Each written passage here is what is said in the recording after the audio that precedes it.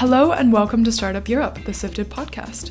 This week, we're back with our monthly break for the news cycle with a longer form interview, and today we're joined by Matt Clifford.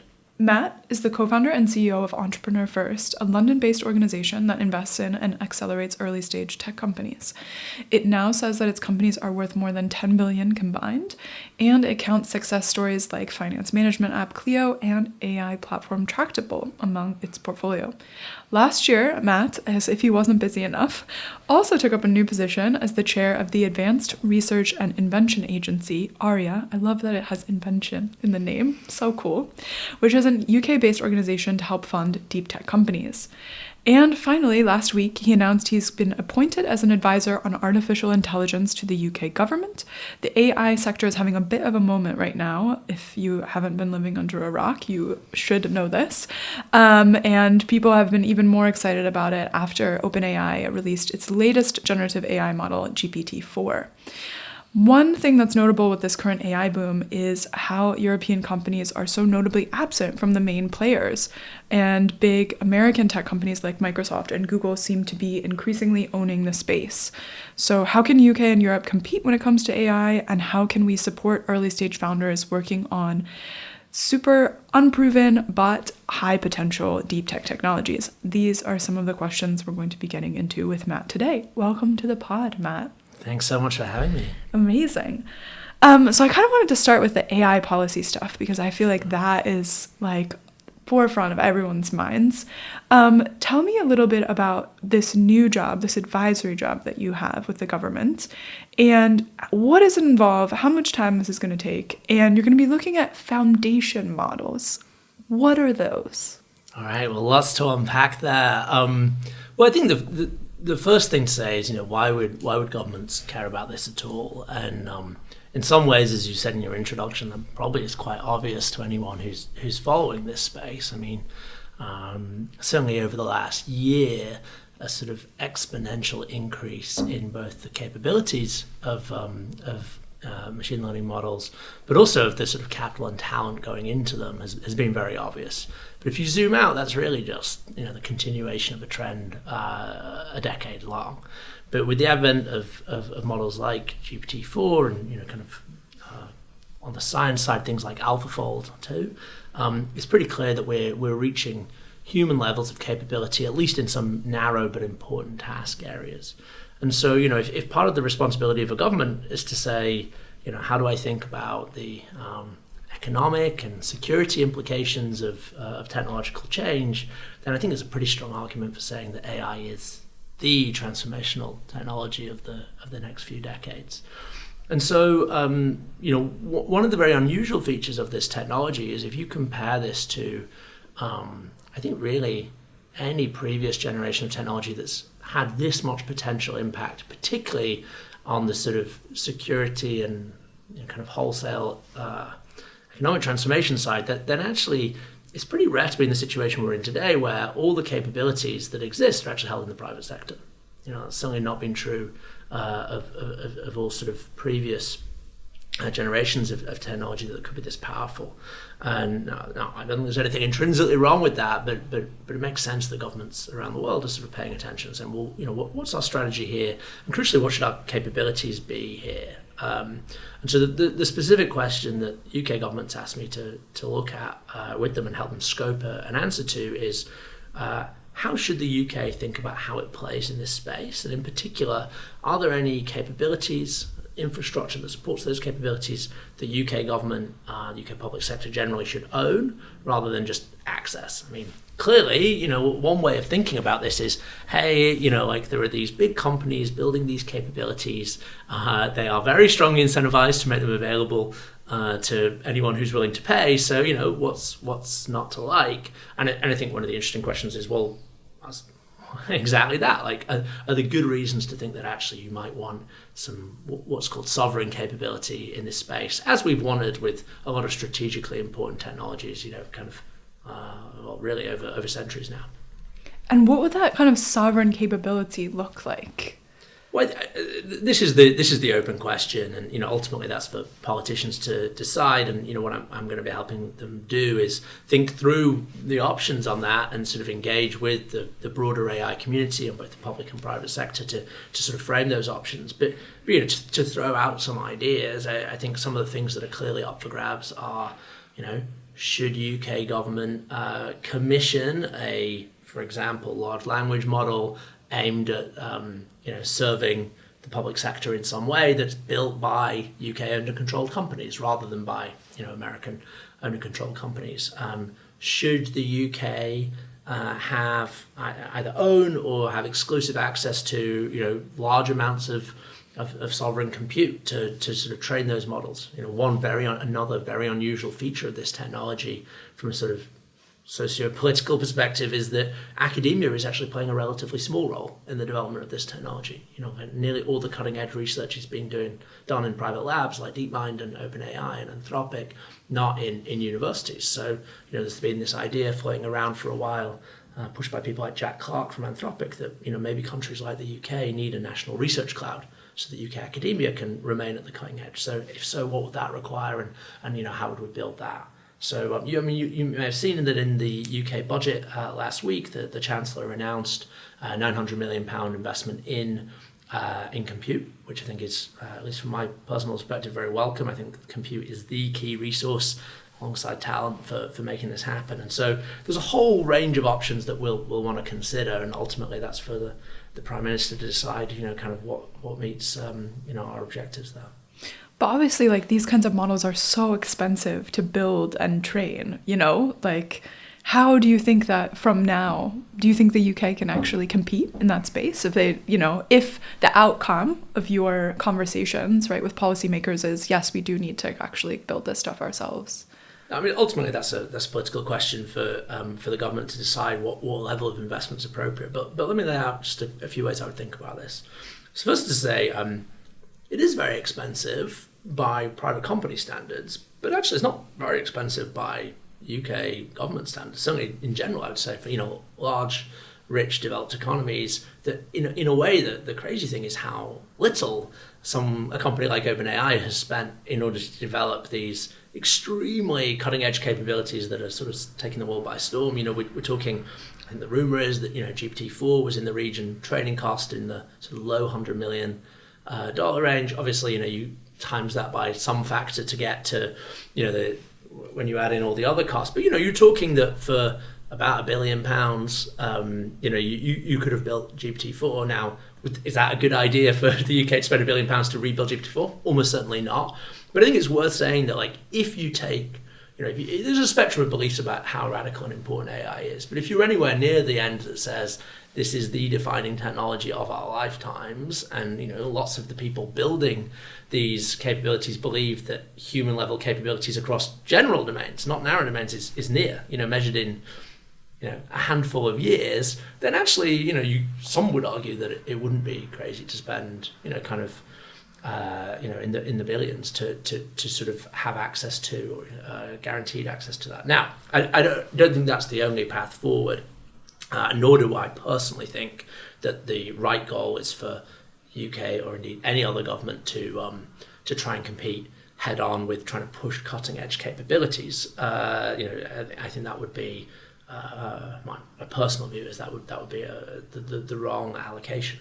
But I think there are some really interesting use cases that arguably could be undersupplied by the private sector, where governments around the world might have a special interest. So let me give you a purely hypothetical example that I haven't discussed with anyone in government. I'm not remotely suggesting is going to happen.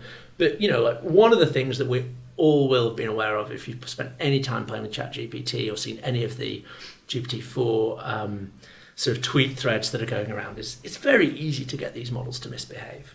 In fact, from a government perspective, I think one of the big picture concerns that would be completely legitimate is we're building extremely powerful capabilities that its makers don't actually know how to control. I mean, made some good efforts, there's some promising signs, but there's lots of things that it does that the makers definitely did not intend it to do. So let's imagine that someone woke up one morning and had a bright idea that we could ease the NHS productivity crisis by replacing 111 with a large language model. Again, I've not heard anyone say that. it's an idea. You could not use GPT-4 to do that today. It would be a crazy thing to do. It would give terrible advice, but in unpredictable ways. And so you'd end up with this problem that it just would not be safe for use of the public. And we call that general problem the alignment problem. How do you get these models, these artificial intelligence models to do what we expect them to do? And alignment, to be really clear, and I think everyone agrees with this, is an unsolved problem. It's an open research question. OpenAI said that, DeepMind said that, everyone says that.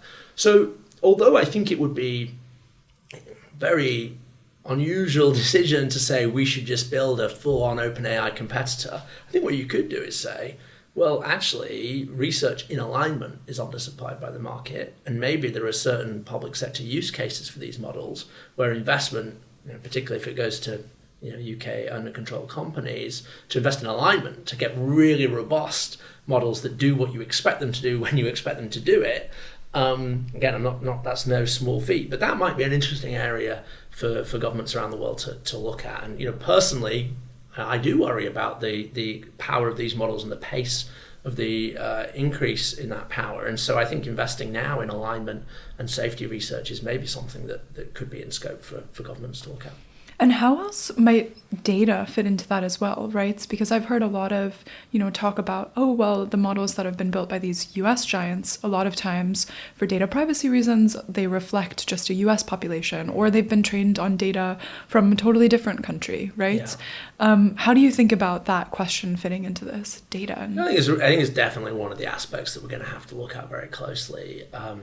Clearly, all governments have access to data sets that are, I hope, not part of the GPT-4 training set, and that is kind of there's full of opportunities, full potential. Clearly, there's also a bunch of concerns that people might have about that. Absolutely rightly so, and so I think that's pretty finely balanced. But I think probably when you say that and I hear that, we immediately go to probably the most controversial data sets like electronic healthcare records, which I don't think we're going to be training models on anytime soon. I'd be extraordinarily surprised if anyone thought that was a good idea in 2023. But there are other data sets that governments have access to that are probably much less controversial, that really might open up a bunch of possibilities. Things that might sound quite dull to a lot of people, but like zoning or zoning, planning, transport.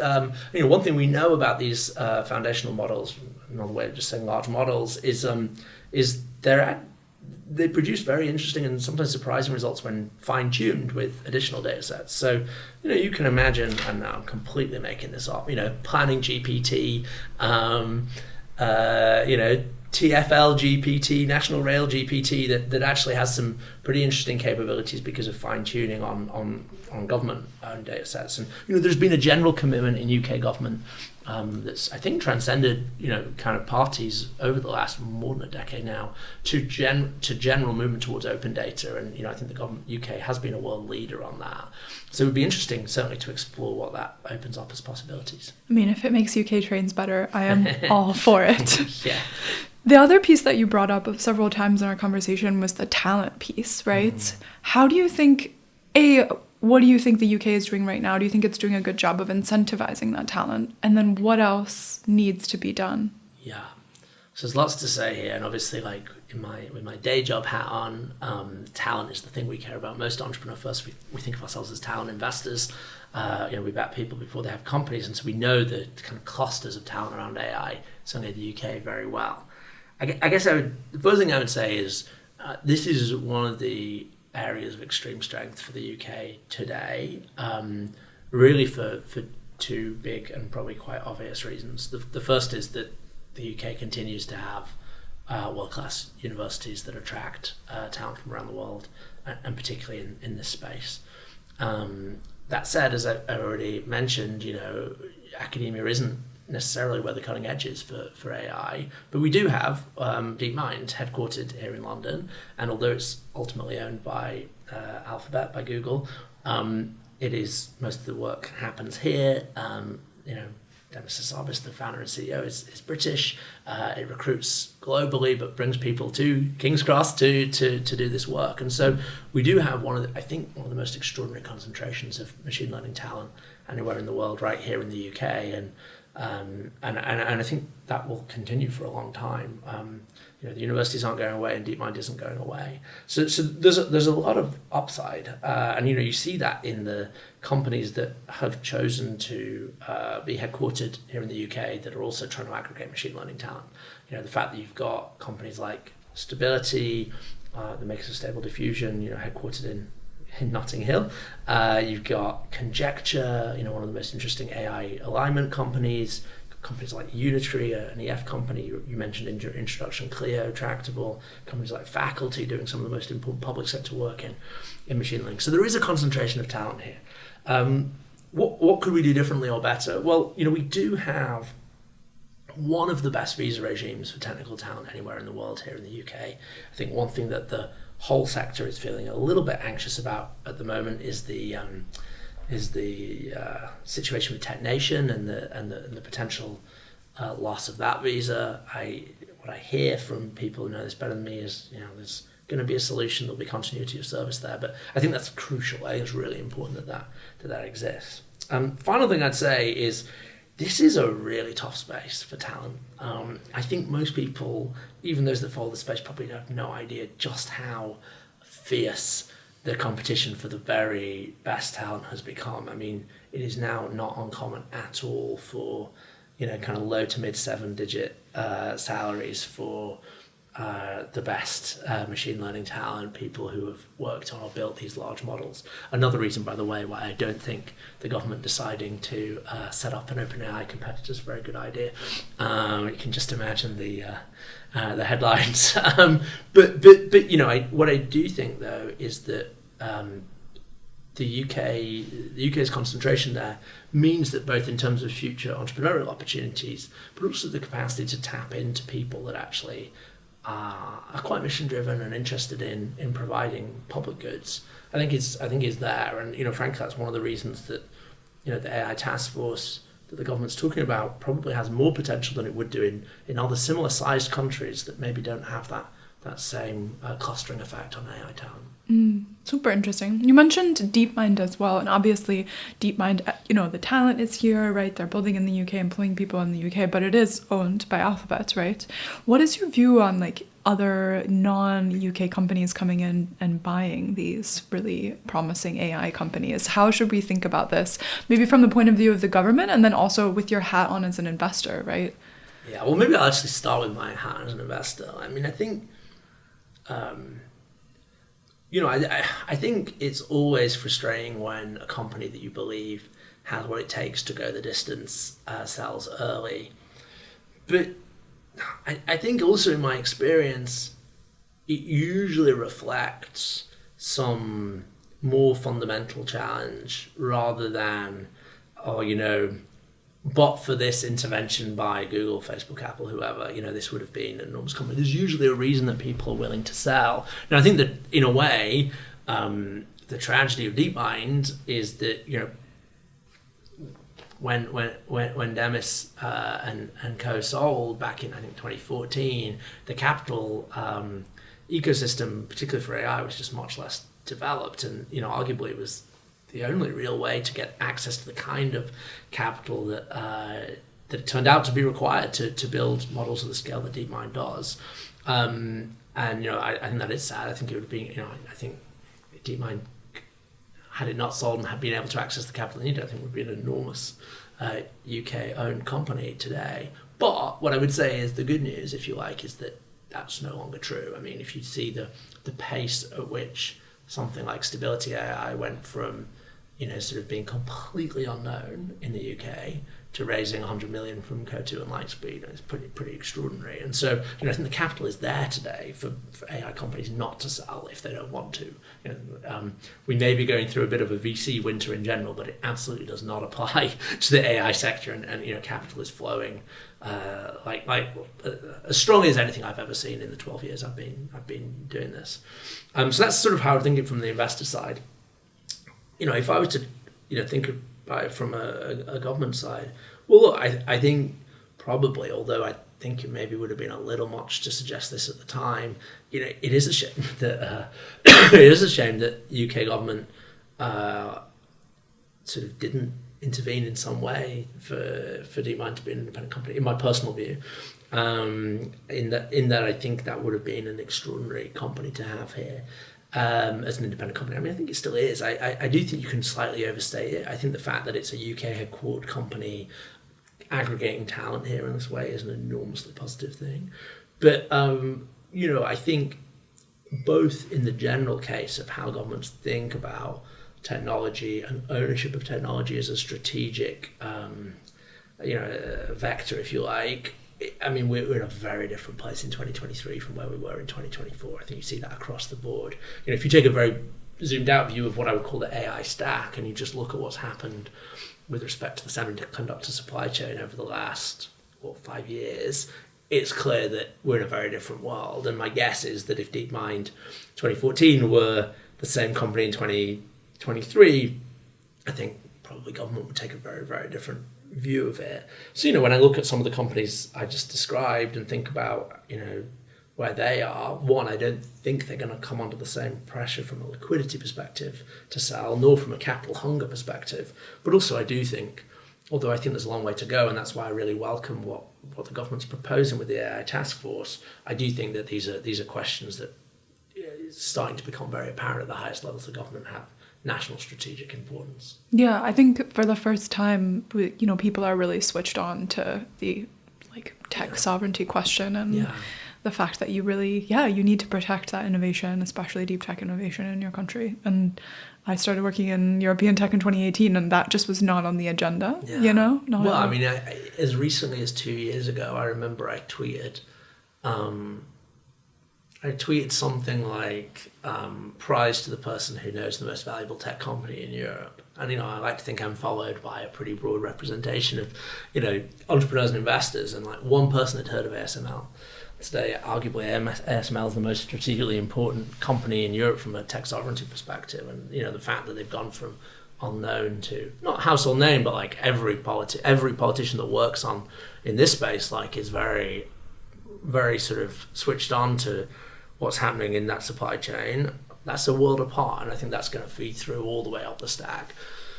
Totally. Another, I guess, related to the policy stuff that a lot of startups have been talking to us about recently is the EU AI Act, right? And I think a lot of founders come to us and say they're a little bit concerned about what that will mean for competitiveness. And it has been reported that the UK could adopt something that's almost exactly the same. Do you think that's maybe a missed opportunity for the UK to position, take a different position or just do something different from the EU? Yeah, I mean, I can't comment on what UK government will or won't do on that, and I'm not part of that discussion. I mean, what I would say is that the EU has, I think, very clearly demonstrated over the last few years that it sees its role in the global tech ecosystem primarily as being the sort of regulator of first resort. And, there are good arguments for that, which I think I understand. Personally, I think that is a missed opportunity. And I think that although consumer interests are obviously extremely important, having large, successful tech companies is also extremely important. And, I think one of the sort of third or fourth order effects of Brexit that probably has gone unnoticed is that, when the UK was in the EU, the fact that it had DeepMind meant that there was a significant AI lab in the EU pushing cutting edge capabilities research. Arguably, there's lots of people that disagree with this. I know there's not that controversy, but arguably post-Brexit, there isn't actually a cutting edge AI company in Europe. There are lots of interesting applications companies, but people doing cutting edge research. And I do suspect that changes the political economy of AI in Europe, in the EU specifically. I suspect it makes sort of EU policymakers less sensitive to the importance of actually having a lead in this technology. Again, I would not want to pretend to be an expert on the EU AI Act, but what I have read, I think there is a risk that we sort of cut off the possibility of building cutting edge AI products in Europe, and that would be a real shame. So I think as I've already said, I think regulators are right to worry about this technology. But I think the way, in my view, to think best about that is to think about,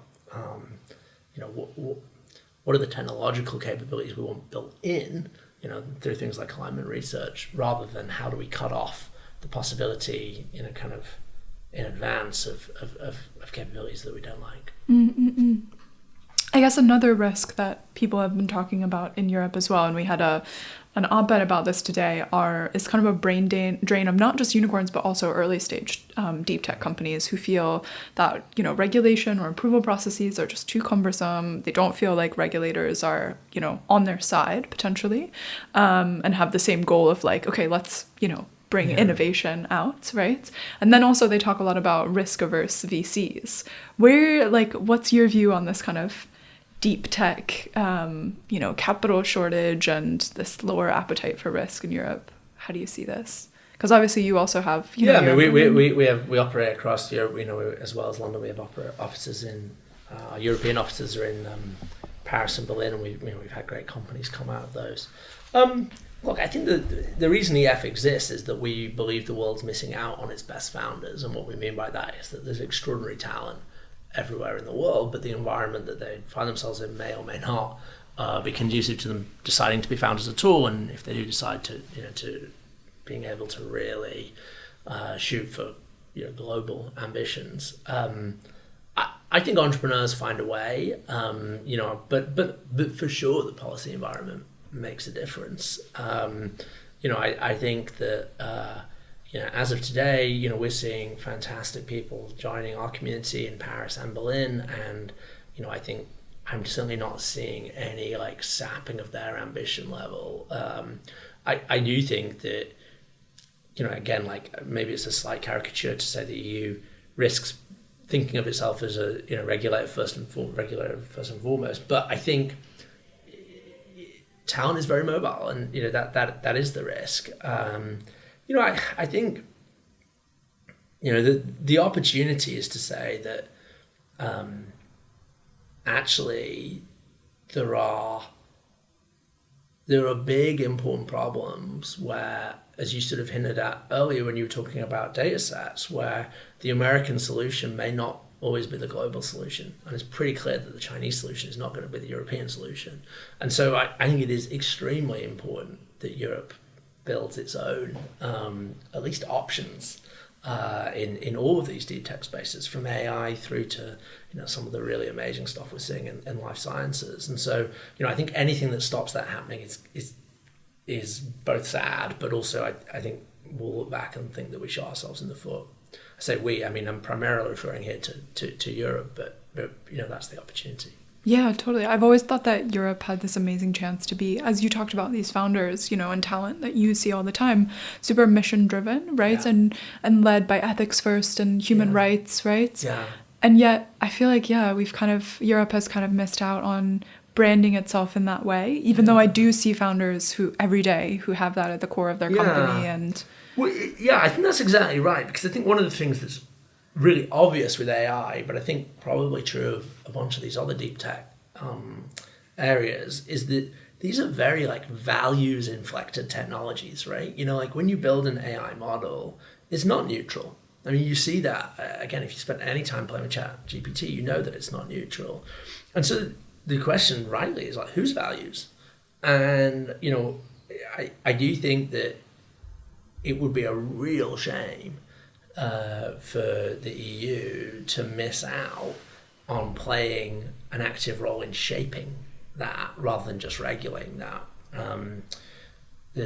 Ian Hogarth, who's a VC at Plural, has this great essay from, I want to say, early 2018 called AI Nationalism, which I think has held up really well. It's 5 years old, but it's held up really well. And one of the things he talks about there, which is one of the things that I think has definitely turned out to be true, is that you can't opt out of AI. AI is going to change everything. So the real question is, are you going to be an AI taker or an AI maker? And if you're an AI taker, the chances are that however you regulate, you're going to be basically taking the value set of the people that made it.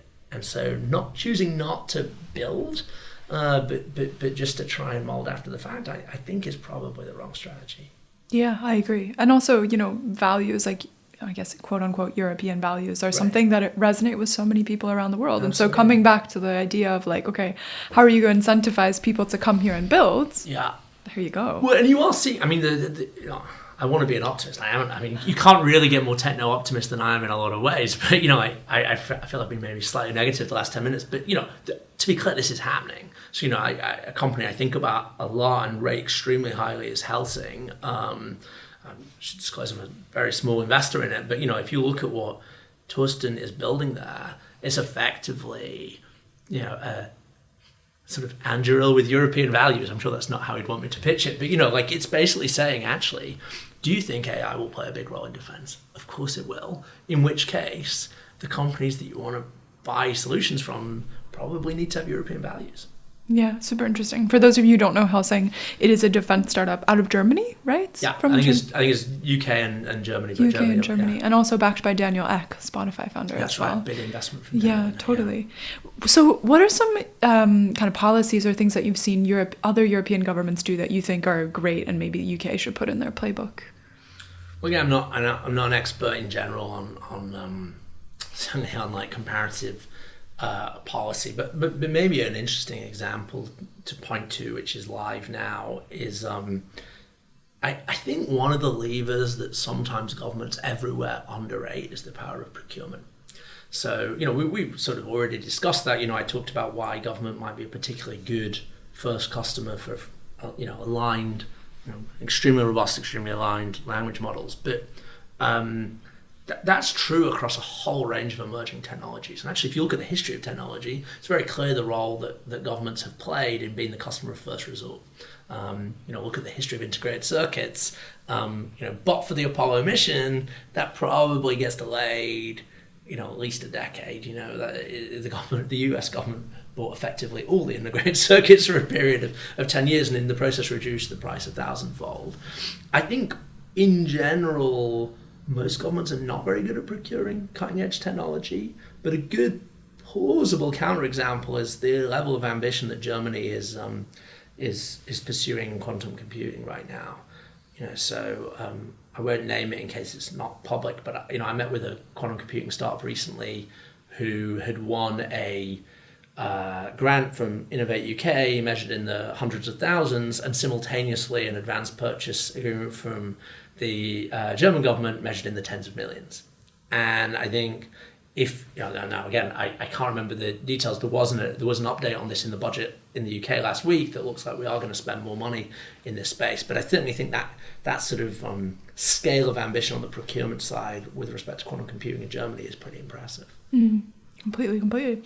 Kind of changing tact a little bit, I want to talk about spinouts as well, because I feel like this is also a big part of this whole, innovation question that we haven't yet come to. Yeah. We recently wrote about a quantum computing startup that had raised 40 million in Series A, but the founders were so deluded that they were essentially employees at their own company, and we hear horror stories all the time across the continent, from the UK to Poland, right, about companies that the university takes a huge chunk of the equity and then they have a really hard time raising. Where is your head at on the spin out question? And I think it's an absolutely vital area if you want to have a deep tech ecosystem, and I think it's probably still underrated by policymakers and university administrators just what a big deal it has been for the US innovation ecosystem that places like Stanford and MIT have had extremely liberal policies on spin-outs, particularly when it comes to equity ownership. And I think it's like now pretty well known in the UK that the opposite's true here, and that we've had certainly there's been negative consequences as a result of that. I know there's a review going on now. I look forward to seeing where that comes out. Hope that they will I hope they will take a sort of like entrepreneur first, but founder first approach to that. In that, I do, and I think what plausibly, again, it's way outside my area of expertise, but plausibly where central government can help here is to provide very clear guidance to universities on how to balance their different responsibilities here. And I completely appreciate that a ton of money goes into universities. Now with my ARIA hat on, I'm starting to see more and more of that firsthand. And that understandably, for a long time, the question asked was, well, what do we get in return? How do we make universities more commercial? But I think the unintended consequence of doing that is that you can, to use the sort of cliched metaphor, kill the goose that's laying the golden eggs. And so I personally would like to see a move towards the US culture where you take less at the beginning, but with more of a informal understanding that if people become very wealthy as a result of companies that spun out from publicly funded research, then some of that or a lot of that goes back ultimately as philanthropic gifts. Now I think part of the problem is we don't have that culture to the same degree as the US does today, but I think it is developing, and that I personally would like to see things move in that direction. Yeah, totally. I spoke to a guy who's an angel in Cambridge now and was working on a spinout for a while, and he basically just used the wealth from his spinout to invest in other cool companies, and that sustains him, and he loves that, right? But I guess it's true, there aren't enough examples of that yet to really, Yeah, I mean, what you already mentioned Daniel Ek. I mean, I think what Daniel is doing for deeptech with Prima Materia, which a pretty significant chunk of money by anyone's standards, I think €1 billion.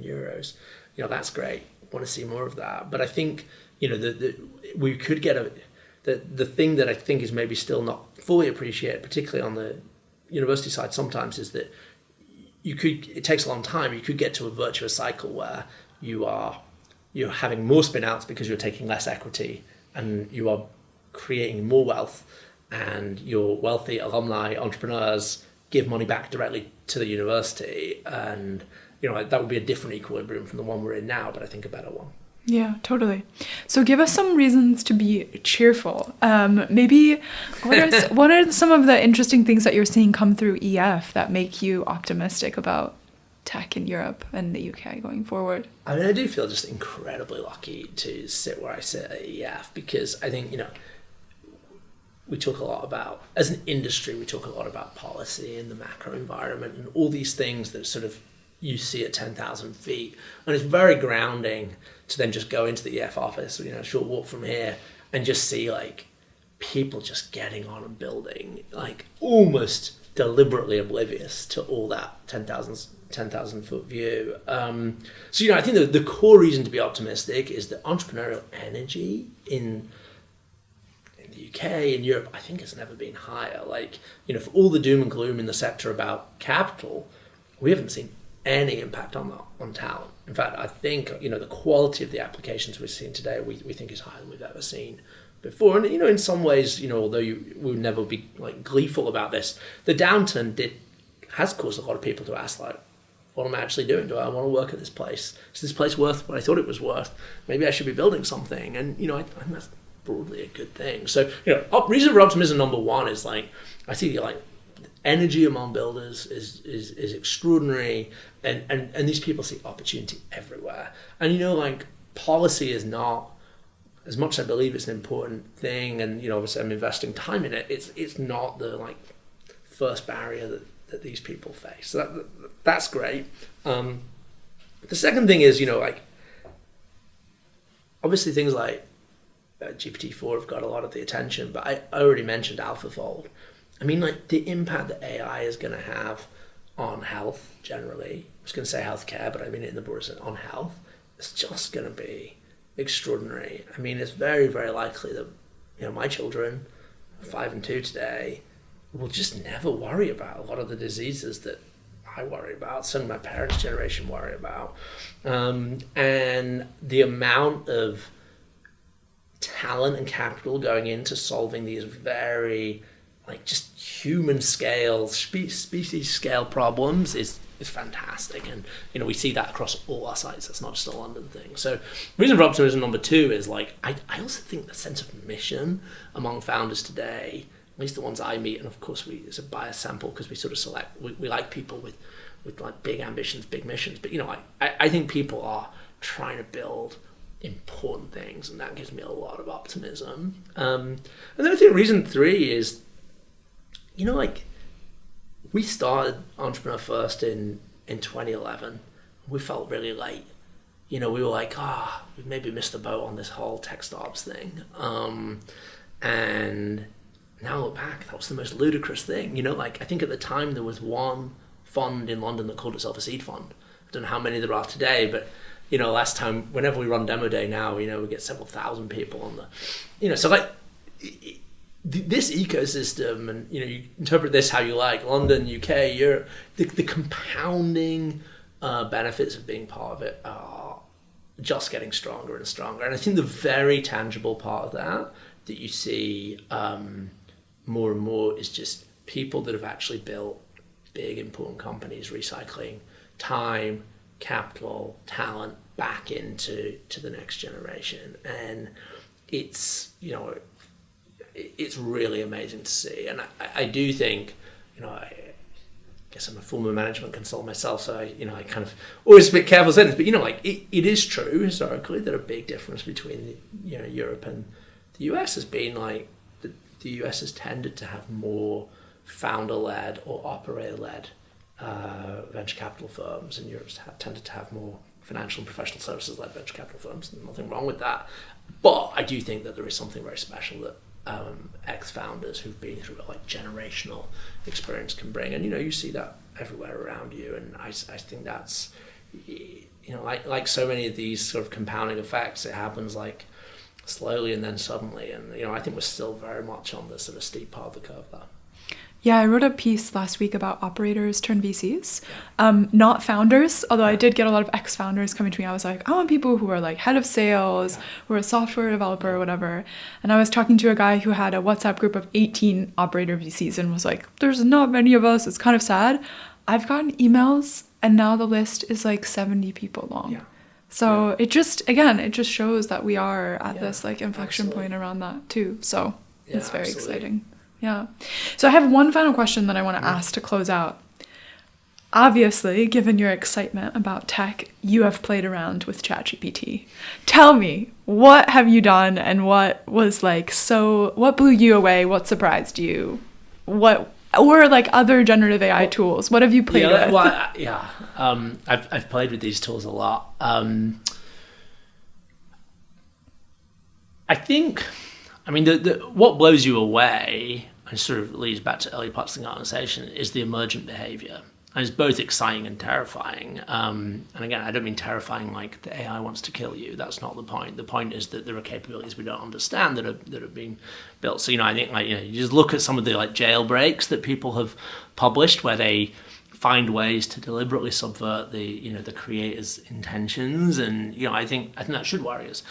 But in terms of things that have delighted me, let me tell you about something that I've been doing, maybe not every day, but several times a week since ChatGPT came out, which is my children, as I already mentioned, are 5 and 2 little boys, and they love stories. And one thing that ChatGPT is fantastic at is making up stories, but in almost a choose-your-own-adventure fashion. So something we'll do, I'll sit down with my 2 boys, and I'll say, right, you can both make up a character, and they're going to go on an adventure. And the computer will tell us what happens.